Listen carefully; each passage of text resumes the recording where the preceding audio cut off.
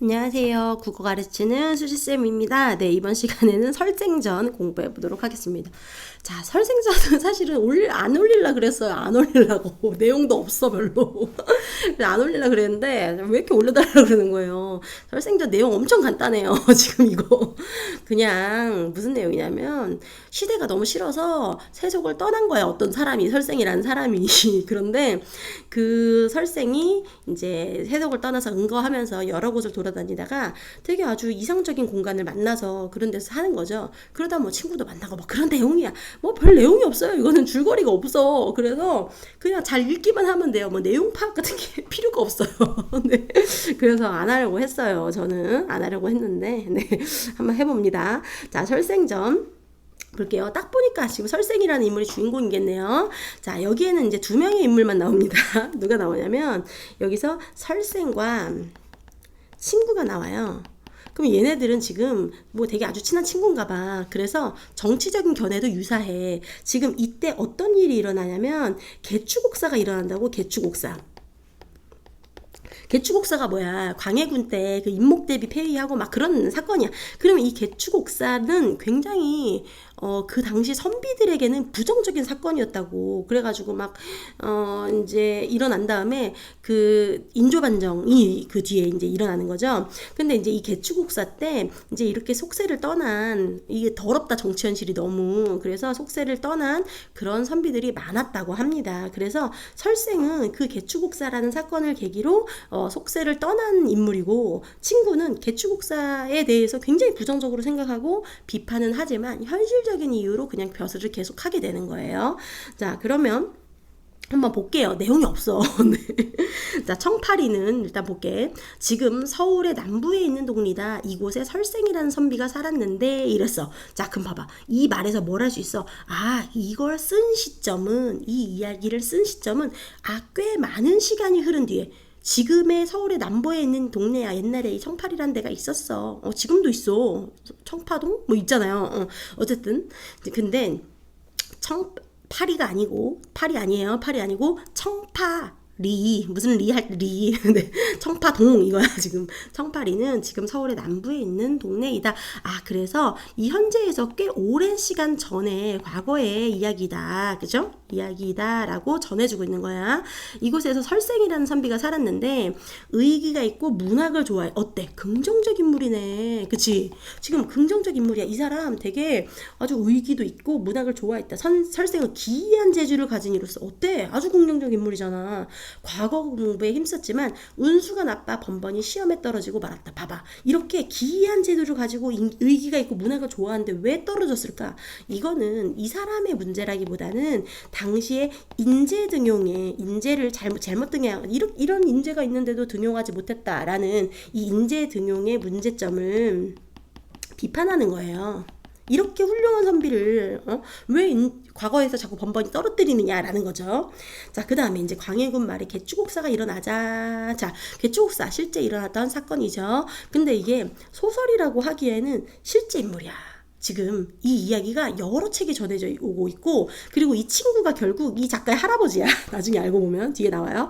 자, 그래서 이런 실제 사건들이, 역사적 사건들이 나오는 거죠. 그래서 세상사의 염증을 느끼고 석쇠를 떠나 은거하고자 했다. 마침 친구 하나가 설생의 집을 방문했는데 이 친구는 평소에 설생과 마음이 잘 통하던 이였다. 봐봐. 그럼 이 친구도 설생이 긍정적 인물이니까 당연히 얘들 둘 다 긍정적 인물, 얘도 긍정적 인물로 그리고 있는 거죠. 두 사람은 마주 앉아 손바닥을 치며 강개한 마음으로 시사를 논하다가, 당연히 개축옥사에 대해서 비판하다가 눈물을 뚝뚝 흘렸다. 설생이 이렇게 말했다. 삼강오륜이 무너졌으니, 지금 이 개축옥사로 삼강오륜이 무너졌으니 선비가 이 세상에서 어찌 처신해야 하는가. 나는 이제 은거하려 하는데 자네는 어떤가? 친구가 대답했다. 그게 바로 내 생각일세. 지금 자네 말도 있고 하니 함께 은거하고 싶지만 부모님이 계셔서 쉽게 허락할 수가 없네. 그럼 봐보세요. 지금 마음만은 너와 함께 하고 싶어. 그러니까 이 작가도 이 친구도 모두 이 개축옥사라는 사건이 부정적인 사건이라는 것은 동의를 하고, 그리고 이런 상황에서 은거를 하는 게 더 맞다고 생각하는 거예요. 둘 다. 그런데 현실적인 이유로 나는 못하겠어. 하고 친구는 곧 작별 인사라고 돌아갔다. 한 달 뒤 친구가 찾아가 보니 설생이 훌쩍 사라진 뒤였다. 새 임금이 즉위하자. 자, 그럼 새 임금 누구였어요? 뭐 인조겠죠. 이제 인조 반정이 일어나고 인조가 즉위하자 등용되어 승진을 거듭한 친구는 갑술년 어느 봄날 강원도 관찰사가 되어 영랑호에서 아름다운 풍경을 즐기며 배를 타고 있었다. 자, 그럼 어때요? 얘가 강원도 관찰사가 됐어. 관찰사는 도지사 정도라고 생각하면 도지사. 엄청 꽤 높은 거죠. 근데 거기에서 이제 강원도 실제 영랑호라는 데가 있어요. 근데 그 영랑호에서 아름다운 풍경을 즐기기 위해서 놀기 위해서야 막 뭐 일을 하다가 만난 거 아니고 놀기 위해서 배를 타고 있었는데 이때 멀리서 배를 저어온 사람이 있었는데 그간 행방을 알 길이 없었던 바로 설생이었다. 무슨 성? 우연성. 얘네들 지금 서울 애들인데 갑자기 웬 강원도에서 만나. 당연히 고전 소설의 우연성이죠. 관찰사는 설생이를 자기 배에 오르게 하고 몹시 기뻐하며 근황을 물었다. 나는 지금 양양부 관하에서 동남쪽으로 60리쯤 떨어진 곳에 있는 회룡굴이라는 데 산다네. 몹시 외진 곳이라 속이는 오는 이가 드물어 세상에 알려져 있지 않지. 마침 오늘이 길이려고 시절도 좋기에 흥이 나서 하필이면 오늘 네, 그래서 흥이 나서 문득 여기까지 오게 되었네 해서 이제 이건 설생의 말이죠. 설생과 만나게 되었어요. 친구가 두 사람은 마주보고 옛날에 친하게 지내던 때의 일이며 헤어진 뒤의 일로 이야기꽃을 피웠는데 흥미진진하여 그칠 줄 몰랐다. 잠시 후 비가 조금 그치면서 바람이 일어 배가 쏜살같이 움직였는데 눈 깜짝할 사이 앞산을 몇 개나 지났는지 갑자기 막 배가 바람이 근데 하필이면 그 배가 어느 쪽으로 갔냐면 설생네 집 쪽으로 이동을 한 거죠. 바람이 불어서 내가 사는 곳이 여기서 그리 멀지 않네. 땅으로 걸어가면 수십 미쯤 될 걸세. 근데 이게 배로 지금 엄청 멀리 온 거야. 지금 여기까지. 아까 산이 몇 개나 지났는지 알 수 없다. 그렇죠? 그래서 순풍을 불면 배를 타고 반나절이면 갔다 올 수 있지. 예전에 나에게 평생 좋은 벗으로 지내며 서로 잊지 말자라고 하였으니 한번 들러주었으면 하네 하고 설생이 지금 이 친구를 초대를 했어. 관찰사가 좋다고 하여 배를 재촉하여 설생과 함께 떠났다. 해가 뉘엿뉘엿 저물어 갈 즈음 육지에 이르렀다. 관찰사는 말과 따르는 사람을 물리치고 그러니까 말이랑 따르는 사람들은 너네 여기 있어 하고 종들로 하여금 가마를 매게 하여 숲이 우거진 골짜기로 들어갔다. 험한 길을 몇 리나 힘들게 걸어서 가니 푸른 벼랑이 우뚝 서 있었다. 지금 이 힘들게 누가 걸어간 거야? 이 관찰사와 그러니까 친구인 관찰사와 설생이 함께 걸어갔죠. 이제부터는 묘사를 하는데 지금 이 설생이 사는 곳은 굉장히 막 비현실적으로 너무나 아름다운 곳이거든요. 근데 그 비현실적으로 아름다운 곳을 누구의 시각으로? 이 친구, 그러니까 이 관찰사의 시각으로 묘사를 합니다. 공간 이동함에 따라서. 자, 푸른 벼랑이 뭐야? 여정이야 지금. 그치? 이렇게 나왔어 일단. 저절로 그렇게 깎여 모양이 기기묘묘했는데 높이가 수십 길은 되어 보였으며 가운데가 벌어져 있었다. 뭐예요? 묘사라고. 지금 누가 본 거? 관찰사가 본 거. 관찰사의 눈으로 그리고 있는 거예요. 벼랑을 둘러싸고 좌우로 콸콸 물이 쏟아지며 물과 바위가 부딪히는 소리가 메아리 쳤다. 벼랑 앞에는 문이 하나 있었는데 회롱굴이라고 써 있는 거예요. 문 앞에는 돌길이 꾸불꾸불 오른쪽으로 가파르게 나와 있었는데 엄청 세세하게 오른쪽 왼쪽 이렇게 좁고 험에 새들이나 다닐 수 있을 거. 봐봐, 사람은 잘 드나들지 못할 것 같아. 그러니까 속세와 단절된 곳이구나. 그죠? 뭔가 좀 기이한 곳이구나. 두 사람은 벼랑이 벌어진 곳을 지나 칡널골을 붙잡거나 등나무에 매달려서 그러니까 지금 쉽게 간 게 아니야. 엄청 험한 길을 걸어서 간 거야. 어깨를 구부려 회룡굴 안으로 들어갔다. 여기가 바로 설생의 집이었다. 굴 안의 땅은 터가 넓어 집 100여 채가 들어설 만한데 집들이 즐비하게 늘어서 있고 토지가 비옥했다. 물에서 물고기를 잡고 산에서 산나물을 채취할 수 있었으며 여기 그러니까 완전 자급자족이 가능한 완전 이상적인 곳이죠. 뽕나무, 배나무, 밤나무들의 나무도 많았다. 아마도 옛사람이 일컫던 도원이나 귤주가 바로 이런 곳이라는 생각이 들었다. 누가? 친구가. 지금 이 관찰사의 생각에 여기가 마치 그 옛날 사람들이 말하던 도원이나 귤주가 이런 곳이 아닐까 이런 생각이 들었다는 거예요. 너무나 기이하고 아름다워서. 자, 근데 이 도원은 무릉도원이고 고사 속에 나오는 막 복숭아꽃이 만발하는 그런 곳이고 귤주는 귤나무가 많은 귤나무가 많이 난다는 중국의 이상적인 공간이에요. 어쨌든 그런 곳이라고 생각이 들었대요.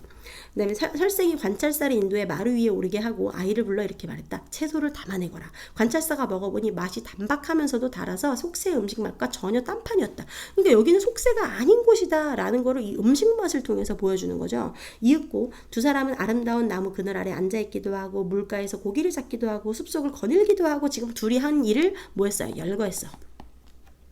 연못가를 산보하기도 했다. 물고기와 새들은 사람을 두려워하지 않았고 구름과 안개가 마음을 즐겁게 했다. 어때? 완전한 유토피아야 이게. 산봉우리와 수석이 회의하고 웅장한 모습이 사랑스럽고도 볼만하여 아침 저녁으로 천만 가지 변화무쌍한 모습을 보여주니 셈을 잘하는 사람이라도 그 모습이 몇 가지로 변하는지 헤아릴 수 없을 지경이었다. 관찰사는 기쁜 마음에 돌아갈 것을 잊고 며칠을 그곳에 머물렀다. 됐죠? 그래서 여기까지가 이제 관찰사의 입장에서 이 회룡굴 안에 이 모습을 묘사했는데 그 모습은 마치 무릉도원과 귤주 같은 그런 이상적인 공간이었다라고 묘사를 했어요. 근데 그 모습을 아까 뭐라서 엄청 세세하게 시각적으로 감각적으로 묘사를 했고 그리고 또 되게 자급자족이 이루어지는 막 뭐 아까 뭐였죠? 열매도 딸 수 있고 그리고 낚시도 할 수 있고 그리고 뭐 나무를 캘 수도 있는 그런 곳이었다. 그리고 이 채소의 맛도 속세의 맛과 다른. 그 다음에 관찰사가 마침내 떠날 차비를 하고 작별 인사를 하며 설생에게 농담을 건넸다. 산수가 맑고 기이한 곳에 사는 것이야. 은자들이 본래 그렇다지만 은자들은 본래 그렇게 산수가 맑고 기이한 곳에 산다고 하지만 자네는 집도 이렇게 부유하니 산속에 살면서 어찌 이렇게까지 될 수 있단 말인가. 뭐야? 부럽다는 거지. 너무 부러워. 넌 도대체 어떻게 이렇게 부자로 살 수 있는 거야? 설생이 웃으며 말했다. 내가 논일며 오가는 곳은 여기뿐이 아닐세. 세상을 벗어나 살게 된 뒤로는 내키는 대로 산수를 유람하며 다니는 것을 몹시 좋아해서 하루도 안 다닌 적이 없지. 서쪽으로는 속리산, 기이한 정경치를 찾고 북쪽으로는 묘양산, 아름다운 풍경을 보았고 남쪽으로는 가야산, 지리산을 넘었어. 우리나라 산천 중에 기이하고 빼어나다고 소문난 곳이라면 그 절반은 가보았을 것세. 그러다가 마음에 맞는 곳을 만나면 풀을 베어 집을 짓고 산비탈을 깎아 밭을 만들었지. 그렇게 2년도 살고 3년도 살려고 하다가 실증이 나면 또 다른 곳으로 옮겨가서 살았어. 이런 까닭에 내가 있었던 거처 중에 산이 기이하고 물이 아름다우며 밭이 넓고 집이 좋아서 그 좋기가 여기보다 10배나 더한 곳도 여러 군데 있다네. 다만 세상 사람들이 모를 뿐이지.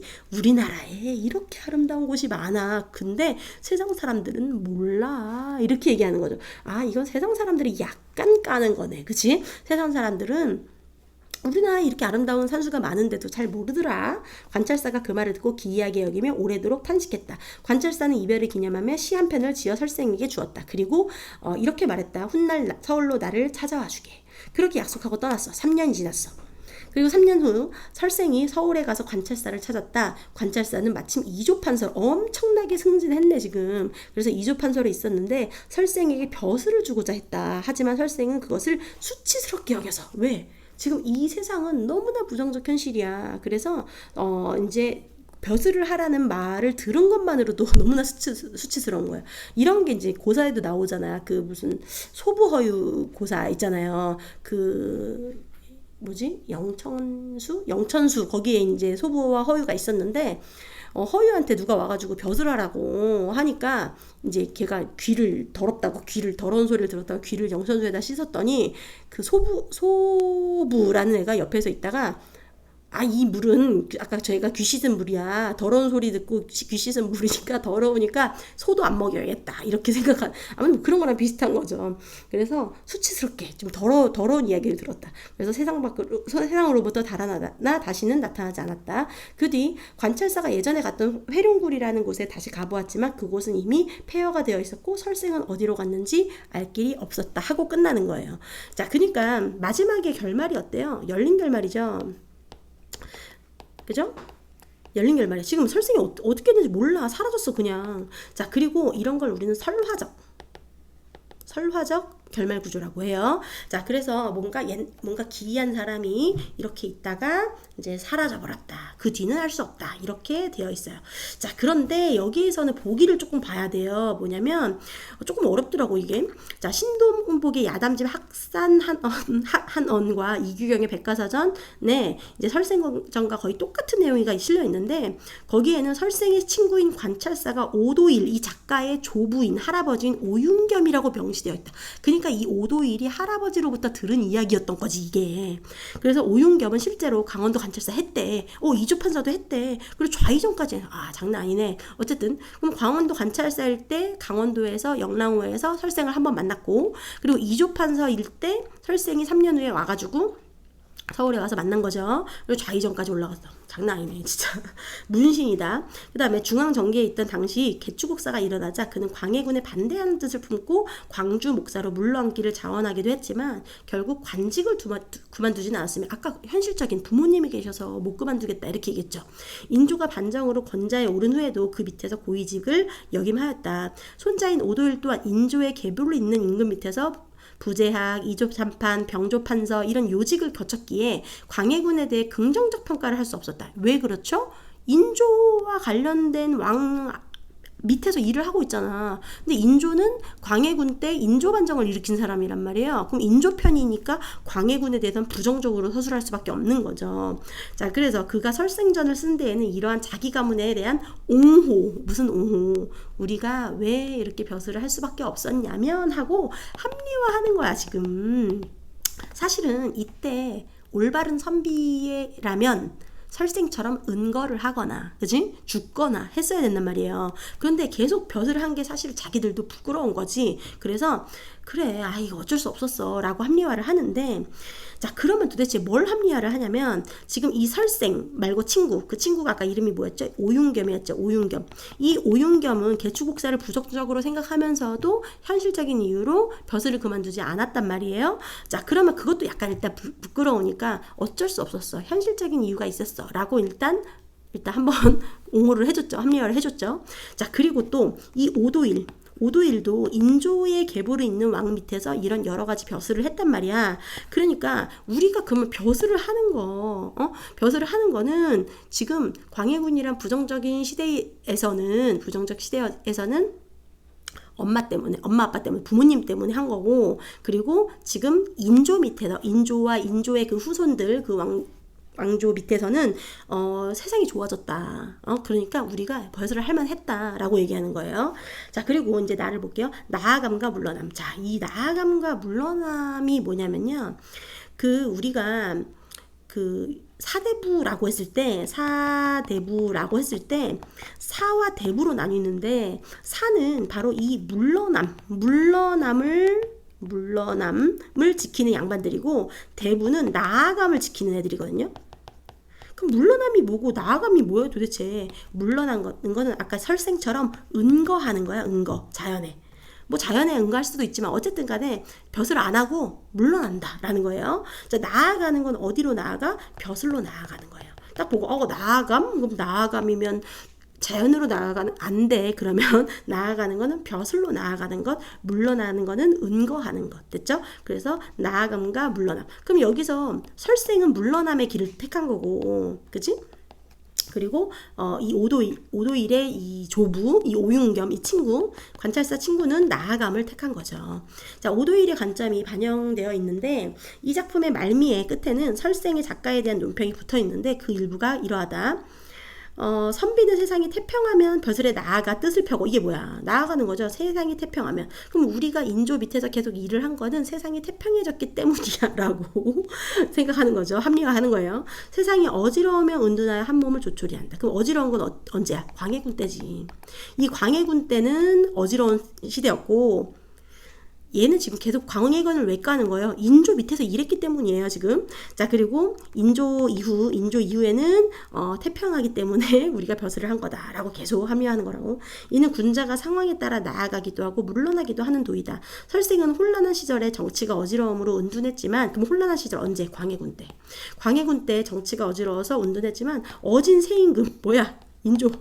인조가 다시 나라를 일으키고 어진 무선비들이 함께 일어서서 뭐야 이거? 서던 때 관을 털고 기운을 내어 조정에 벼슬을 했어도 괜찮았을 것이다. 그러니까 아까 전에 그 친구가 그 이조 참판을 할 때 벼슬 하라고 설득했잖아. 그때는 이미 태평한 시대가 됐기 때문에, 좀 어진 군주를 만났기 때문에 그때는 좀 벼슬을 하는 게 더 낫지 않았을까? 이렇게 생각한다는 거죠. 이 오도일이.